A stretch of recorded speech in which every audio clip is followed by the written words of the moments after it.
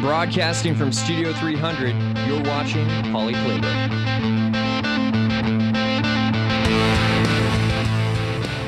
Hello and welcome to a fresh new edition of Poly Playbook. We're serving up all the hot action, the cool plays, and everywhere in between for Cal Poly Athletics. I'm Monica Roos. And I'm Allison Edmonds. Let's get right into it. Cal Poly men's basketball lost a heartbreaker Wednesday night against UC Irvine with a final score of 78-72. A last-second three-pointer by Irvine tied the game, sending it into overtime. In overtime, Irvine went on a 15-9 run to defeat the Mustangs. Irvine's star player was 7'6" DAIJAH, who quite literally played above the rim. In response to Irvine's shot-blocking defense, the Mustangs caught fire from beyond the arc, sinking 10 threes on the night. Ultimately, it's about the consistency to improve. And we start February. Now it's another month for us to improve, so we're getting ready for that March Madness. Cal Poly's next game is Saturday against Hawaii at 7 p.m. in MOTT Athletic Center. Cal Poly women's basketball suffered a tough loss last night against Hawaii. Pepe, a sophomore guard, had 6 points during that stretch, with junior forward Amanda Lovely and sophomore guard Gabby Grappolo each adding a three-pointer as well. Pepe scored a career-high 31 points for the Mustangs, but Hawaii held on late to win a Big West Conference game featuring 10 lead changes at MOTT Athletic Center. Final score 64-58. Pleased that we're competing with the top teams, and now it's just a matter of putting 4 quarters together and see if we can come up with a win. Cal Poly will host UC Irvine at 4 p.m. on Saturday. Fans who wear pink get in for free, and donations will be collected for the Key Yao Foundation, going directly to breast cancer research. Former Cal Poly track runner Hannah Edwards is getting ready to face the biggest challenge yet in her career, qualifying for the Olympics. During her time as a Mustang, she placed 4th in conference for the 800-meter, the same event she now looks to perfect. In order to qualify for the Olympics, Edwards must improve her record time by 4 seconds and run a half mile in just 2 minutes and 3 seconds. To meet this challenge, she has focused her training more on speed than distance. My heart has just always been in the 8, and regardless of if it's my best event, it's definitely my favorite, and so I really just want the opportunity to race it. And so yeah, I've worked a lot more on speed now. The Olympic trials are coming up in June, and Edwards says her focus in the next couple of months will be running and making up that 4-second deficit. Looking back on her time as a Mustang, Edwards says being on a team taught her to give 100% each time she runs. But meeting her individual goals is still the most rewarding part of running. I definitely think the individual part too of just being able to overcome those challenges and those obstacles and pass your limits and kind of surprise yourself. I think that's a really fun part of it. A group of 15 athletes got to take part in the Husky Invitational hosted by the University of Washington last weekend. Mustang sophomore Danny Taylor placed first in the high jump. Taylor cleared 5 feet and 7 inches on her first attempt. This was 2 inches higher than her previous personal best. Other top 10 finishers include senior Miche Scott, who placed 7th in the long jump, and Kendall Nielsen, a senior triple jumper who took 8th place in the triple jump. Team leader DAIJAH Joe Smith competed in the 60-meter sprint, where she placed 32nd overall.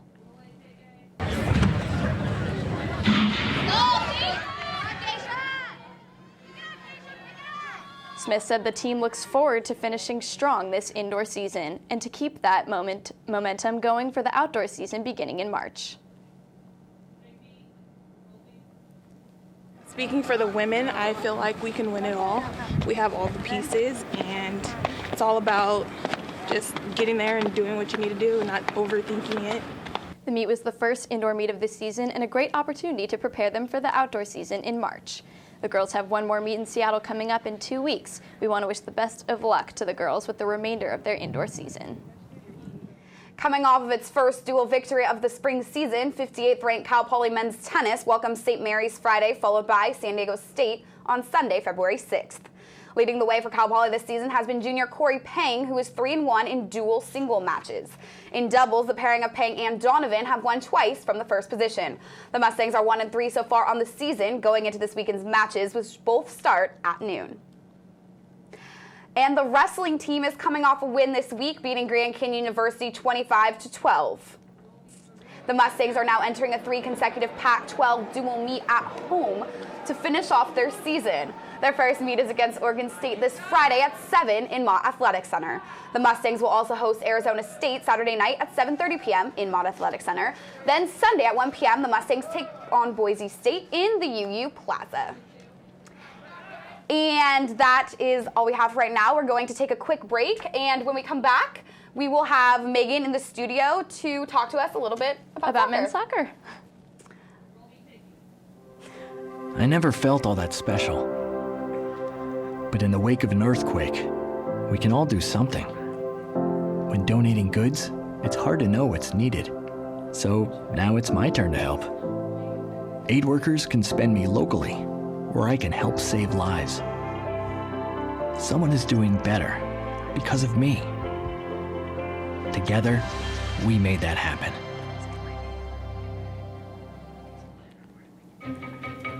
Me and my boy Matt had it good. He had catnip that was off the hook. But one day, he brings a girl home, and she's allergic to cats. Every sneeze was a nail in my coffin. Now I'm in a shelter. It's decent, but they don't even have Wi-Fi.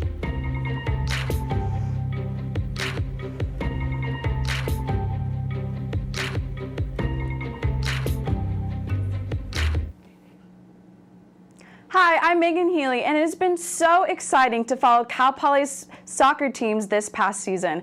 Men's soccer finished second overall in the North Division of the Big West Conference and sent 1 player to the semi-pros and 3 to MLS. If that's not enough, senior goalkeeper for the women's soccer team, Alyssa Gianetti, ended her career ranked as the number 3 senior goalkeeper in the nation and was drafted to a professional Norwegian club in 2016. I got a chance to talk with one of the drafted men's soccer seniors, Kip Colby, as well as their head coach, Steve Sampson, on the professional mentality of the team, a key factor in their victorious season. Tune in next week for full coverage with the players and coaches and their plans for their future soccer careers. That's all I have for Cal Poly soccer updates. Back to you at the desk. Thanks, Megan. Mustang football coach Tim Walsh made an announcement Wednesday that Cal Poly has signed a total of 17 high school football players and 1 community college transfer for the 2016 season. The list of recruits includes 5 defensive backs, 4 linebackers, 3 defensive linemen, 2 offensive linemen, 1 wide receiver, 3 running backs, and 1 quarterback. Also on the list of recruits are Sean Davitt, who recorded 23 sacks and 36 quarterback hurries last fall at St. Francis High School in La Canada, and Ben Parker, who had 8 sacks at Buchanan High School last season. These guys are qualified, great student athletes that have earned the opportunity to be a Cal Poly Mustang on the football field, but then if you look at their cumulative GPAs, you're going to see a cumulative GPA that's quite impressive too. The Mustangs, who were conference champions 5 times in the last 12 years, including 4 titles in the 8-year existence of the Great West Conference, earned their 3rd NCAA Division I football championship subdivision playoff berth in 2012. The men's golf team earned 4th place out of 14 teams at Loyal Marymount's Las Vegas Invitational. The Father Higgins Classic took place at the Reflection Bay Golf Club. Overall, the Mustangs shot 13 over par, trailing the 1st place UNLV, who shot 30 under par. Mustang Justin De Los Santos shot 4 under par in total for 3rd place in the tournament. Other Mustangs had success as well. Colney Green also placed in the top 10 with a 2 under par total for 7th place. Cal Poly resumes action on February 19th at the Wyoming Desert Classic at the Classic Club in Palm Desert. And that's all we have for Cal Poly action this week. You can log on to mustangnews.net for continuous Cal Poly sports coverage. I'm Allison Edmonds. And I'm Monica Roos. Have a great weekend.